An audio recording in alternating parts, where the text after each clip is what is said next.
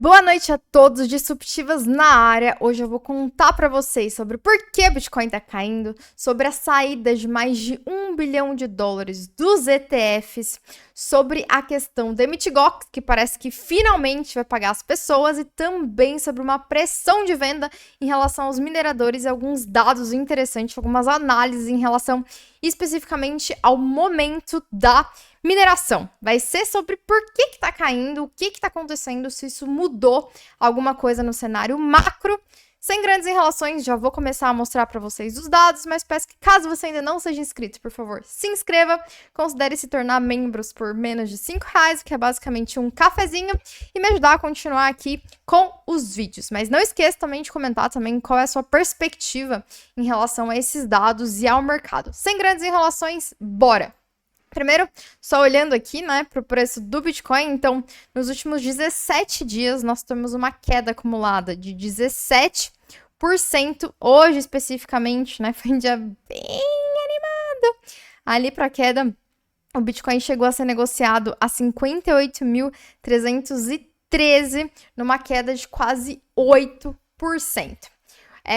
Grande parte dessa queda, né, ela aconteceu depois do anúncio que a Mt. Gox fez, dizendo que vai pagar os seus respectivos credores, né, no início do mês que vem, tá? Ela disse que vai pagar em Bitcoin e em Bitcoin Cash, mas antes disso, para quem não conhece essa história, Mt. Gox é uma exchange, era a maior exchange do mundo entre 2010 e 2014, porque praticamente não tinham muitas, né? Ela era responsável por 80% do fluxo de negociação de bitcoins naquela época.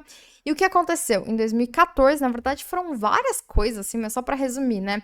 Em 2014, ela entrou com pedido de falência depois de um hack de basicamente 850 mil bitcoins, o que é mais ou menos 7% do supply total do Bitcoin. Teve várias polêmicas, várias acusações, que era hack, que não era, que era lavagem de dinheiro, que não era. Mas o resumo da história é que, em 2014, ela entrou com pedido de falência depois desse hack. E durante esse tempo, né, ela conseguiu recuperar 200 mil bitcoins e começou um processo burocrático, tanto envolvendo o governo da Nova Zelândia, do Japão, principalmente, né, porque ela era do Japão, e dos Estados Unidos para tentar repagar seus respectivos clientes, né? Tem até uma história curiosa que o próprio... Opa, deixa eu achar aqui. O próprio Twitter, né? Esse cara era o CEO da Mt. Gox, contando, né? Como... Quando ele ficou preso, né? Ele ficou preso por 11 meses e 15 dias. E ele não tinha nada, né? A não ser aqui uma calculadora. E aí ele conseguiu achar uma parte do dinheiro que estava faltando, que era exatamente o que estava levando a prisão dele, né? Tinha, acho que era isso, 5 milhões que estavam sumidos e que a acusação dizia que esse dinheiro estava sumido porque ele tinha roubado de alguma forma, né? E aí ele ficou 11 meses lá fazendo umas contas com vários papéis com a calculadora dele lá, que ele conta que pagou $120 na cadeia. E aí conseguiu, né, descobrir, foi solto, e tem várias questões aí também em relação a esse momento Mt. Gox, mas o ponto então eles conseguiram recuperar esses 200 mil bitcoins, e aí começou toda uma batalha burocrática para pensar como seria devolvido esse dinheiro. Durante esses últimos 10 anos, assim, pelo menos nos últimos 7, 8, quase todos os anos, existe um anúncio de falando, Mt. Gox vai começar a pagar, Mt. Gox vai começar a pagar, Mt. Gox já começou a pagar, e aí começa a circular várias coisas, aí o preço cai, né? Então, durante os últimos anos, eventos de queda do Bitcoin causado pela notícia de que a Mt. Gox ia vender sempre aconteceram. Mas qual é o aspecto, né, disso? É estimado, então, mais ou menos, que desses 200 mil bitcoins, 140 mil bitcoins sejam de alguma forma devolvidos para as pessoas, né? Mas o ponto na notícia, no anúncio deles, eles simplesmente falam que vão repagar em Bitcoin, Bitcoin Cash, porque teve o fork, né? Basicamente, eles não falam da quantidade, eles não falam em quanto, né, em qual proporção eles pagariam. Então, se a pessoa tinha um Bitcoin, quanto que ela vai receber? Ninguém sabe disso, né? Mas a Reuters publicou hoje um artigo bem complexo, assim, falando de algumas questões interessantes, né?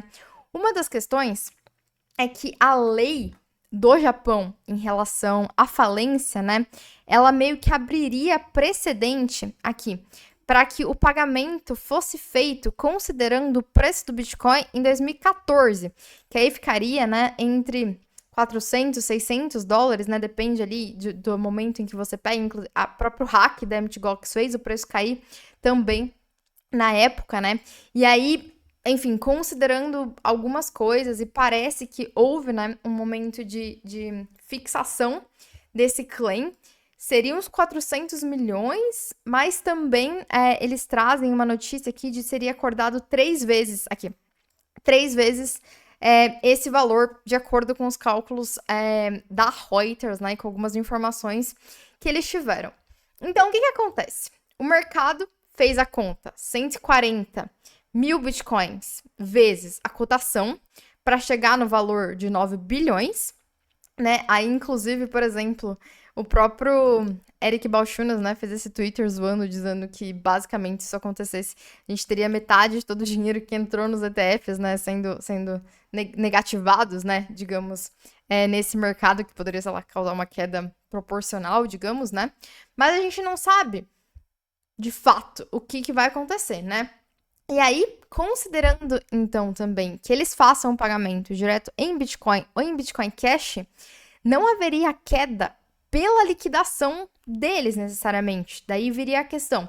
Aqueles que vão receber esses Bitcoins, seja lá em qual proporção que eles vão receber, todos eles vão liquidar? 100% vão liquidar para chegar nesses 9 bi?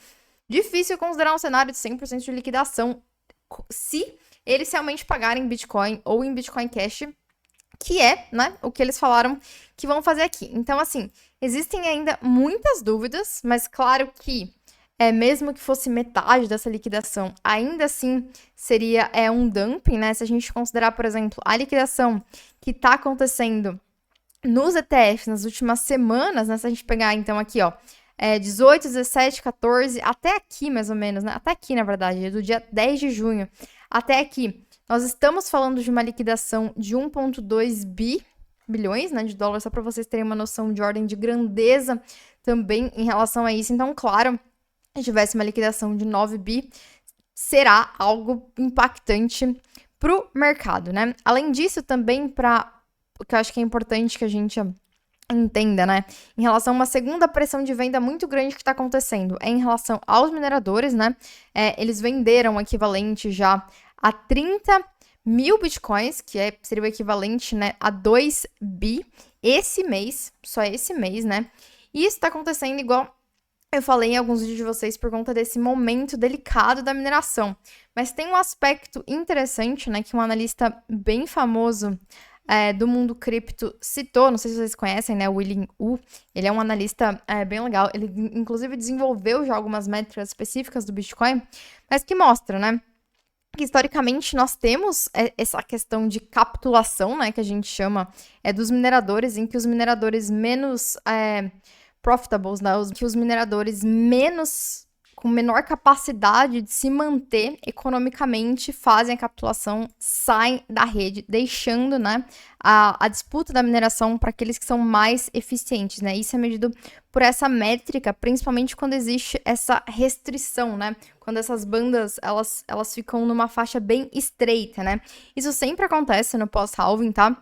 É um movimento comum, mas o que ele falou é que esse movimento está demorando muito mais para acontecer, especificamente nesse ciclo, e ele acredita que isso está acontecendo basicamente por conta dos ordinals, e porque isso gerou mais fees para esses mineradores e deu um lucro adicional que não existiria, que não existiu, né, na verdade, em outros momentos da rede, e que só quando acontecer a capitulação total desse mercado, né, especificamente, é que ele acredita que, então, esses mineradores vão parar de vender, né, porque isso vai causar um reequilíbrio na rede dos mineradores, né.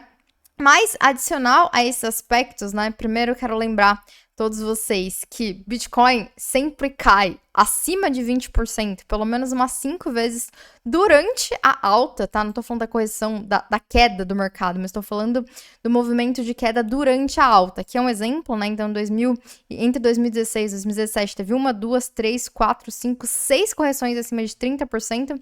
No último ciclo, teve 1, 2, 3, 4, 5 correções acima de 20%. E nesse ciclo, a gente ainda basicamente está na segunda correção apenas, né? Acho que esse é um aspecto. Quando eu fiz esse vídeo aqui, há 2 meses atrás, né, em abril, eu disse para vocês exatamente que eu tava aguardando, né, que eu esperava. Então, depois vocês podem assistir o vídeo, né? Basicamente, que o mercado ficasse lateralizado por uns 90 dias nessa faixa de 61 a 71, basicamente, né, que a gente acabou de perder agora, mas que ainda assim meio que tá dentro do range, né? Então era um movimento já esperado de lateralização considerando os ciclos passados. E aí, 2 dados interessantes, né? Na verdade, primeiro esse, né? Só para terminar com 2 notícias positivas. Primeiro, que a MetaPlanet, né, que é uma empresa que começou a comprar bitcoins para fugir da inflação do Japão, inclusive, acabou de anunciar que vai tentar vender mais 1 bilhão em ienes para comprar mais Bitcoin, né? Um movimento parecido com o que o Saylor fez, né, na semana passada. E um outro dado que eu quero mostrar para vocês é esse indicador, que mostra exatamente, né? Esse indicador RSI Zones, né? Ele é separado basicamente nessas zonas, né, em que mostra o topo do ciclo, né, o fundo do ciclo, e aí é dividido, né, em bear market, bull market e o suporte, né? E durante o movimento de alta do Bitcoin e as correções, né, que existem nesse mercado, é normal que o Bitcoin rele, né? Ele venha aqui para esse suporte, para esse bull suporte, né? Hoje nós entramos exatamente aqui, né? Então pode ainda acontecer uma queda, mas é esperado que a gente esteja chegando ali no momento de apaziguamento, né? Dessa queda, mas ainda assim é um movimento esperado para os movimentos de alta, né? O preço subiu bastante, então vai ter realmente realização de lucro somado às notícias, né, do próprio governo da Alemanha que tá liquidando, essa própria questão da Mt. Gox, né? Então tem várias notícias no curto prazo que podem causar a queda, mas no longo prazo, assim, a gente parece ainda tá caminhando super bem. É isso, pessoal. Eu espero que eu tenha conseguido ajudar vocês a entender o que tá acontecendo e também acalmar um pouquinho esses corações ansiosos, tá bom? E a gente se vê no próximo vídeo. Beijo!